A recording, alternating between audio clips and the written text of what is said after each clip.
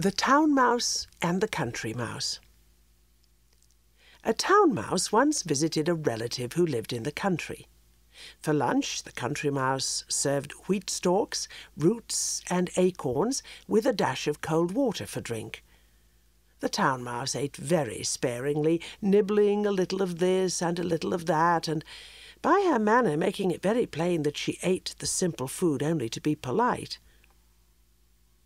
After the meal, the friends had a long talk, or rather the town mouse talked about her life in the city while the country mouse listened.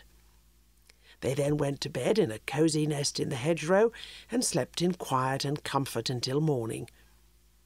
In her sleep, the country mouse dreamed she was a town mouse with all the luxuries and delights of city life that her friend had described for her.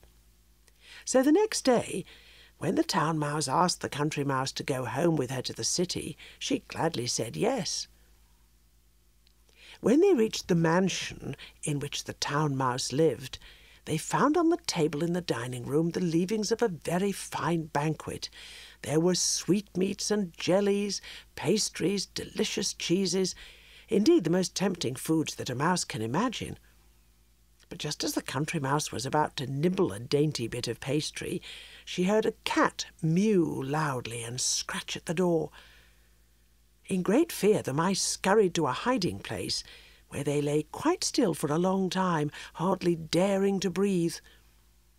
When at last they ventured back to the feast, the door opened suddenly, and in came the servants to clear the table, followed by the house dog. The country mouse stopped in the town mouse's den only long enough to pick up her carpet bag and umbrella.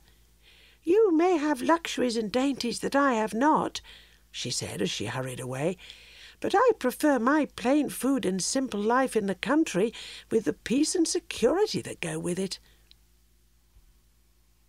Poverty with security is better than plenty in the midst of fear and uncertainty.